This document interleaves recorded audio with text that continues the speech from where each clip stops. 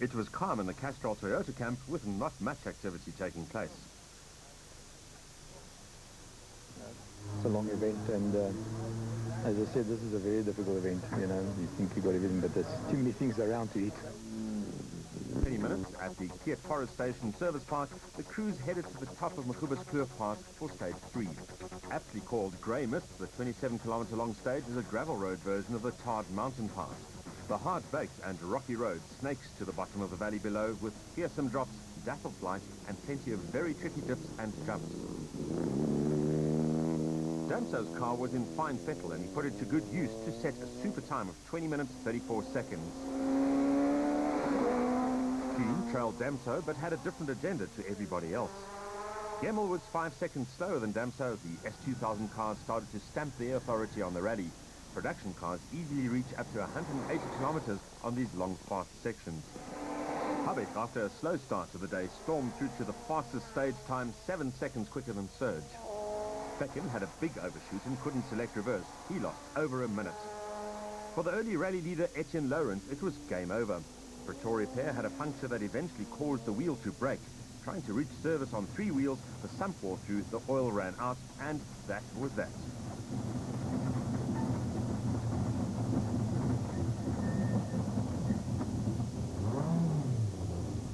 JP Damso won this particular Class A7 battle after Vulcan stopped in a hairpin and couldn't select reverse. Barry Grobbelaar and Mike Burrows were ahead of the similar Net Connect Golf of Kaap and the Fortier, both aging cars still going well.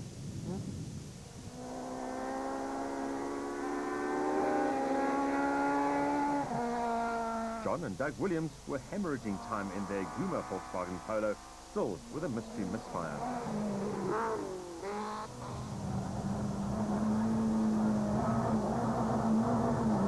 Repeat 70 downhill to right 3 in 60.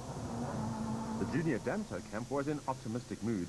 We took 46 seconds out of him in the last stage. We had quite a good stage.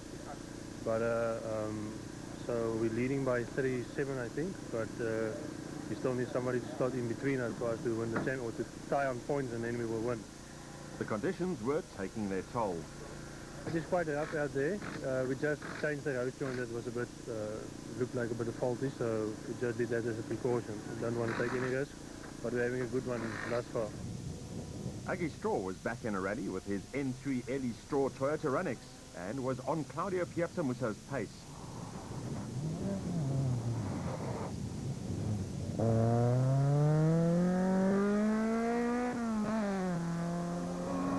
Piazzamusso and Greg Kirika were battling with overheating problems in their Sasol Toyota.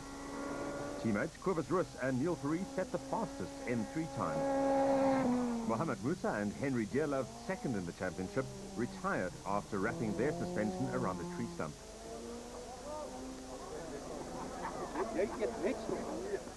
Can't forget last year. This is seriously a rally of attrition. We did start off with the mentality we got to get through the rally and get there tomorrow. And cruise nuts, we've done only 3 stages and already there's havoc. We're battling a little bit, but nothing too hectic. Rodney's already out, Musa's already out, Kobus has had serious problems already, so we're just taking it easy. We lost a lot of time the last stage, but again, taking it easy, getting through, and we just want to survive at the moment, try and get to the finish tomorrow. Kobus Rus was also in trouble. You know, I never used to believe Claudio when he tells me it loses power when the ambient temperature is as high as today. But we're battling. We're having one hell of a dice, but we're going very slowly. I think if they were in one cars, they would be ahead of us now. So, but it's tough.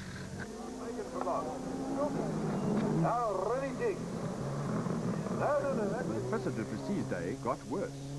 I lost power in the midsection, complete. Runs like 1100 Uno. And as we stopped, we heard the turbo with them making a standing noise.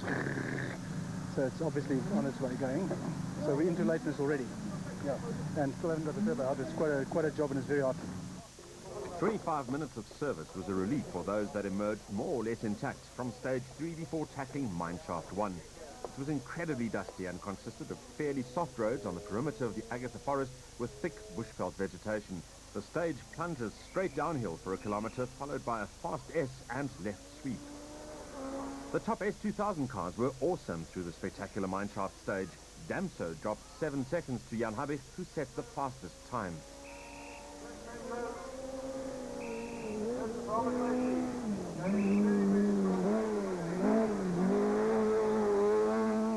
The throngs of spectators loved every moment of the show as Kuhn swept past them just meters away.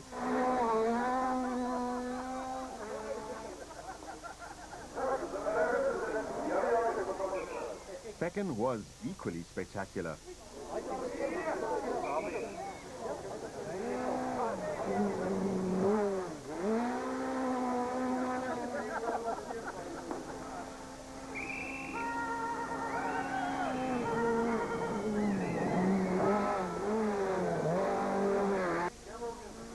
JP dropped 4 seconds to the flying Vulcan. Duplessis was back on the pace after changing a turbo. Nick Ryan was still on track for second in class. Charlie de Toy settled into his new car and was getting quicker by the kilometre, but was still learning the setups.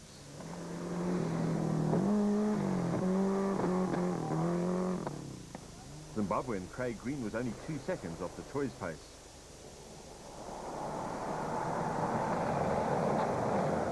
Mike Nathan took a shortcut and was later penalised 4 minutes. In Class A5, the pace was as hot as ever, with Houghton and Doherty, already crowned A5 champions, giving the A5 leader Guguzulu a hard run.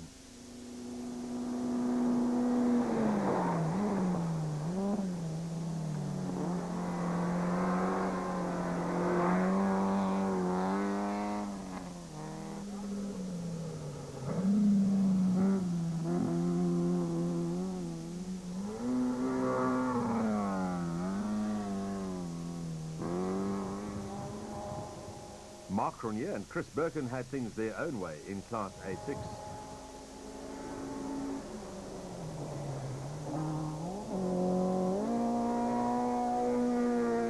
The roads are extremely narrow. It's very, very tricky here.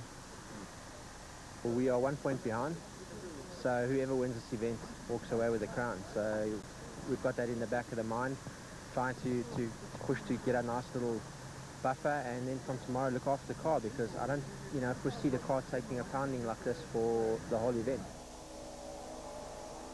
Craig Trott was also in the title hunt. I think with this rally, we're only at the start of the rally. There's still 2 stages today and then 140 k's a stage tomorrow. So history's proven that the second day is always a long, long day. So our aim at the moment is just to get to the overnight stop, so we are on the start list tomorrow morning. Trott's team Total Corolla was on top form.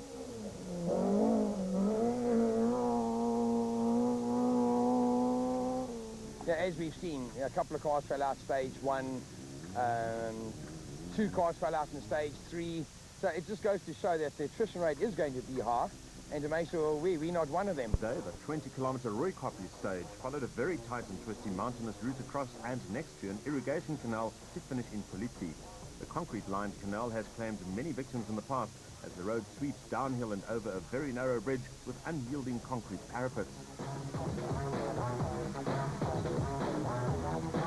After a poor season, Damso was intent on making up ground and took the lead from Enzo Kuhn and Guy Hodgson, beating the champion by 8 seconds.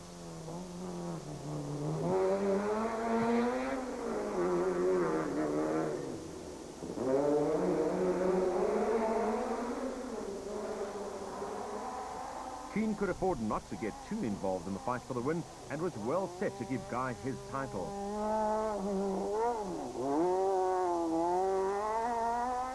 Gemmell and Marsh were blisteringly quick, but the S2000 cars were starting to stamp their authority on the rally. Second was mightily impressive, using all his skill to control his polo and matched Damso's impressive time. Habich soldiered on in 5th place after his adventures of the day. JP Damso took command of the A7 class and hoped something would give.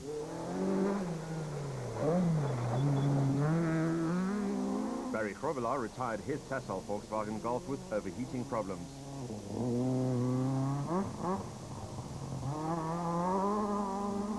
The frustrations in the Williams camp were getting worse by the kilometre, the misfire still ever present.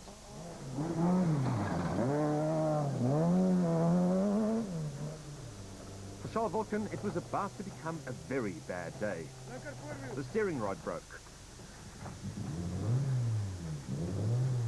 Godrich quickly jumped out to inspect the damage, and Vulcan decided to drive the car out and back to service. 4 minutes were lost.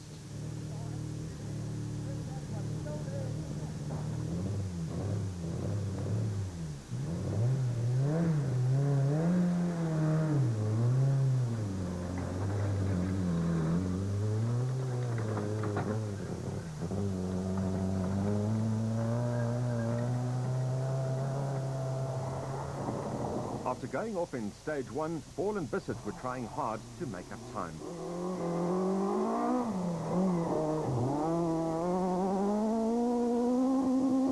It was a bad stage. We started off and Abig stopped and started like 5 seconds before us. So we were stuck in his dust, and we got a puncture somewhere, and eventually that ended up with the tie rod breaking off. So yeah, lost 4 minutes here, 4.5.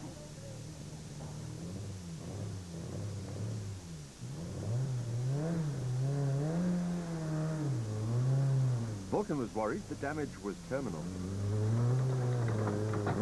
It felt like the wheel was like going to come right off. So I just wanted to double check, you know. So, you know, that 20 seconds, it's not going to make a difference. 45 minutes of service allowed the teams to get the cars sorted out for the remaining 8 stages on Saturday.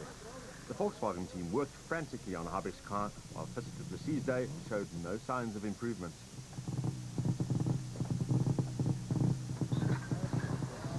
You want to do a documentary on what can go wrong? 1/3 of the rally was over, and of the 53 starters, just 27 made it back to Park Firm. Jan Habich and Douglas Judd ended 5th overall, but irreparably damaged suspension forced their retirement. Serge Damto was a slender 6 seconds up on Enzo Kuhn. Johnny Gemmell was in charge in the production car race, with Nicholas Ryan's Bosel Subaru Impreza holding a potentially championship-winning 7th overall and 2nd in class. JP Damso led Class A7 from Vulcan, and Trott was ahead of Mark Cronje.